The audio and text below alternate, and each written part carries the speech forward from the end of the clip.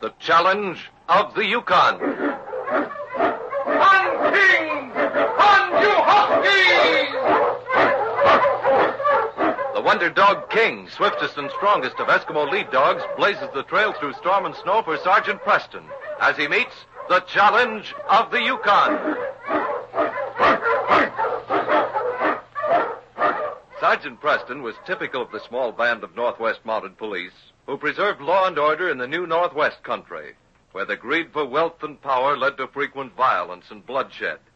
But in spite of the odds against them, Sergeant Preston and his Wonder Dog King met that challenge, and justice ruled triumphant.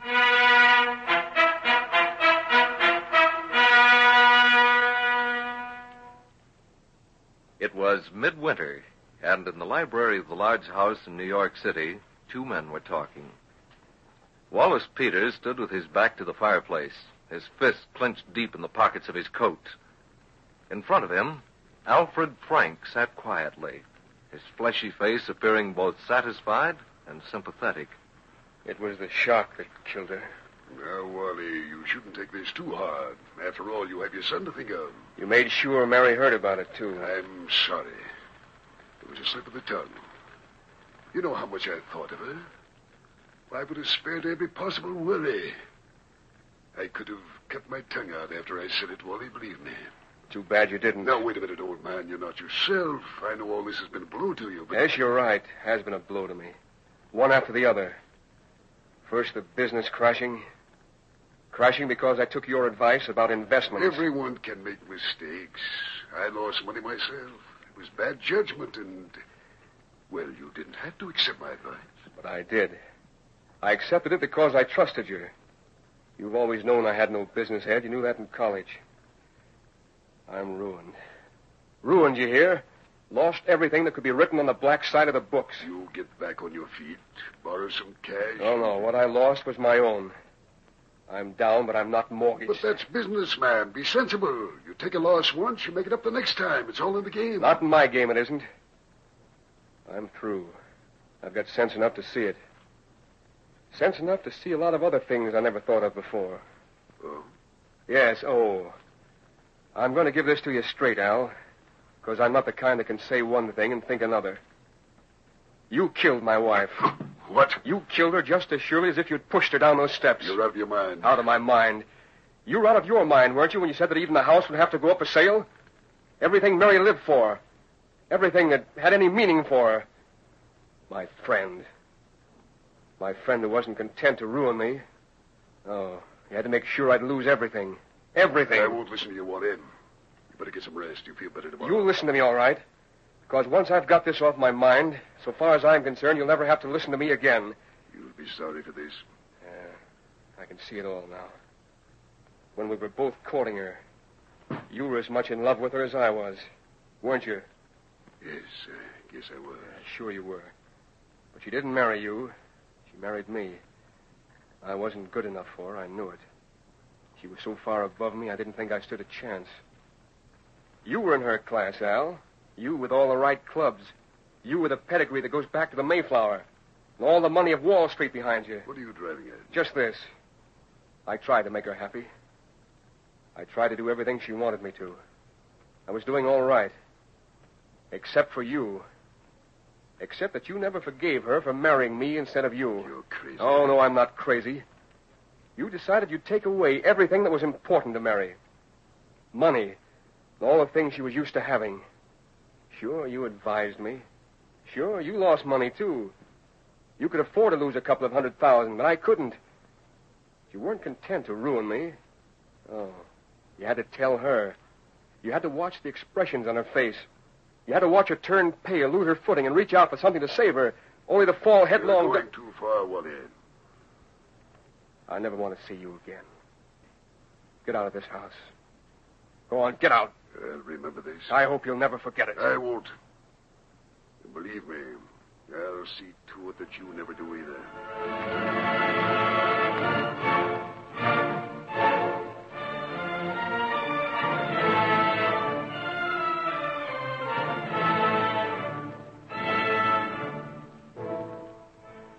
Arranging for his sister to take care of the baby, Wallace Peters left New York as the house in the city was posted for sale. He had an immeasurable sense of loss that was with him no matter where he went or what he did. His skin burned and shriveled with the heat and malaria of the tropics. In waterfront saloons in Singapore or the Argentine, he had the appearance of countless other drifters, purposeless and weary. And then, one day, shortly after the news of the discovery of gold on what was North America's last frontier, Alfred Frank, grown fat and heavy-jowled, sat talking in his office to the young man who was his secretary. You can start getting the luggage together immediately. Everything we'll need. Listen, that flyer you took in South America was all right. Down there, we just had to put up with heat and bugs. I don't know anything about this place except that it's cold and a death trap for men who aren't used to the climate. It might be a death trap for other men, but it'll never be one for me. Oh, you can send somebody else. Buddy, you're going with me. I may need you, you understand. You and I appreciate each other's methods. Yeah, no but I... buts about it either. I have a reason for going to the Yukon, and a good one. In a way, it's a personal score I want to settle. What do you mean? You've heard me speak about Wally Peters. Peters? Well, sure. Haven't I been checking up on every move he's made these last 15 years? I got a very interesting letter this morning. Peters is in the Yukon. I never did know why you wanted to keep track of him. Wally's found himself as rich a piece of property as any man has ever uncovered. Richer, Marty, than you can imagine. Lucky, huh? That all depends on what you call luck. It'll be bad luck for him. Good for us. As long as he went the way of a bum, I let him alone. But now it's different. I want that gold mine. I'm going to get it. Personally.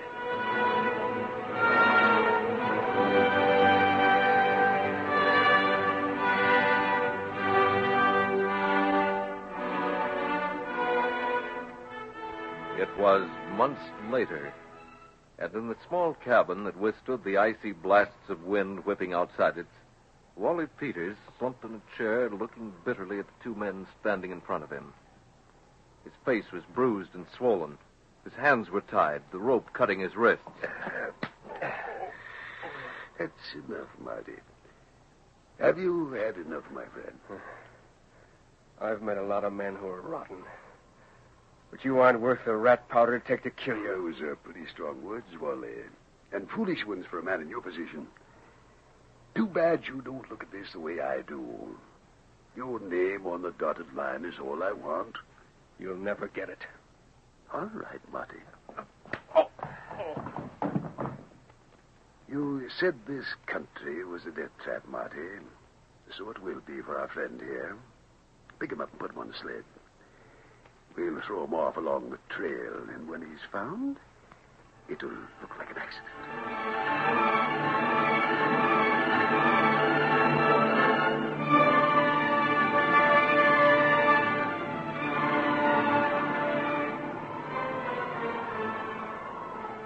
Several hours had passed when Sergeant Preston halted his dogs beside the figure on the trail. The Mountie revived Wally Peters and listened to the story the man told. Quietly, the great dog King stood close to his master. Well, that's the story, Sergeant.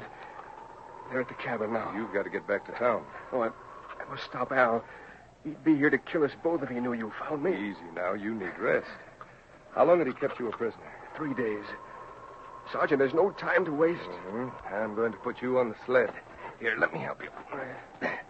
You go back to town. I have my snowshoes. I can make them in a couple of hours. But you... I'll go to the cabin and see this man, Alfred Frank. Your dogs. I won't be able to manage them. King will lead them. And that way I'll be sure you'll make it to town safely. Be careful. Don't worry.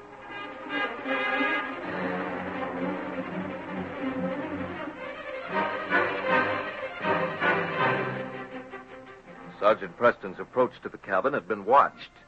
And as he stood talking to Alfred Frank, the Mountie was unaware of the man standing in the shadows behind him. A visit from a mounted policeman. Well, I'm a little surprised. Yes, I imagine you are. You're Alfred Frank? That's right, Sergeant. Mr. Frank, I'll come right to the point. I just found Wally Peters on the trail about a mile from the cabin. Wally Peters? Well, I didn't... Is he all right? He was able to talk, if that's what you're wondering. Oh. I see.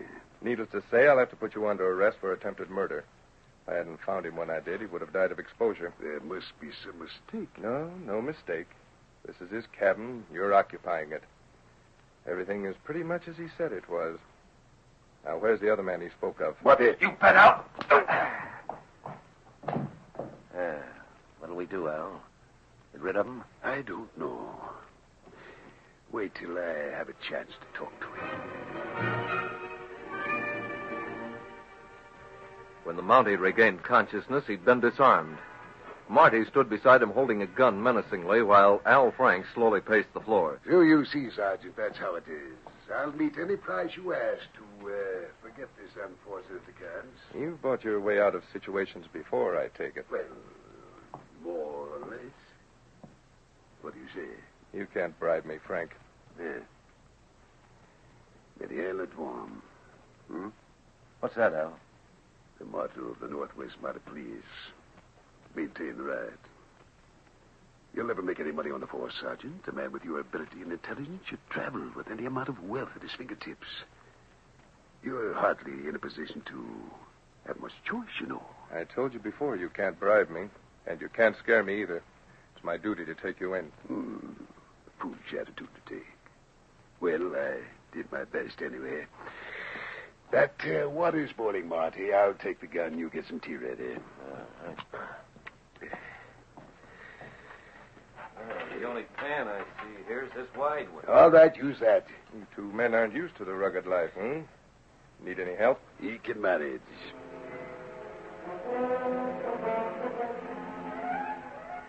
The Mountie sat silently, his eyes on the man awkwardly making tea. At the same time, he was conscious of every move Al Frank made. The man holding the gun stood beside him, a deep frown on his face. Preston wondered if Wally Peters had made it back to town. He knew his dogs would carry him safely, but would Peters be able to tell what had happened when he got there? Would Peters be able to send help? Or would he assume Preston was all right? Carefully, Marty Renwick carried the pan of tea to the wooden table. In the corner of his eye, the policeman watched Al Frank, and then casually rose from his chair. I'd like a drink of that tea, if you don't mind. Sure. I'll have some myself. As Sergeant Preston turned to reach for a cup, apparently by accident, his arm bumped the hand holding the gun. And as Al Frank swayed for a moment, his hand almost touching the pan of tea, he dropped the revolver. The steaming tea splashed. Oh, my hand, you fool. The tea burned my hand. Sorry. Marty, the gun. Get the gun. Yeah, sure. It splashed and burned your hand, so you want me to reach in and pull it Get out. the gun from my mackinaw. Don't stand there. Stay where you are, Marty. You're in a good spot to stop what they call a haymaker. Show you. King, old boy. Need any help, Sergeant? Looks like you got those two pretty much where you want them. Sam, how'd you get here? You're covered, both of you. All right, and I've got that gun from your Mackinaw, Mr. Frank. Put the handcuffs on him, Sam. Yeah. You law and order commissioner certainly managed to show up at the right time. We managed to show up. Why, Sergeant, that there dog of yours wouldn't give me no peace till I harnessed up the dogs and set out here with him leading the way. You all right, Sergeant? Wally, I thought I told you to go into Three Forks and stay there. I couldn't stay there, knowing you were here with that rat. I wouldn't trust him any further than I could throw him. Well, it looks like the score's even now, Al. All right. You win. I win. You couldn't let me alone, could you? You heard I struck it rich, and that my son and I would have more money than I ever lost. So you couldn't rest. You started this, and the sergeant here finished it. It seems that you're finished, too. Maintiens le droit. Right has been maintained. Yes, King. The case is closed.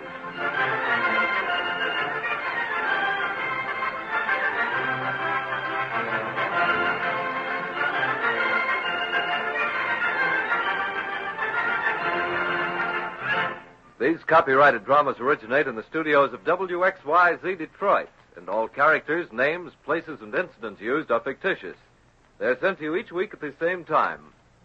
Jack McCarthy speaking. This is the Michigan Radio Network.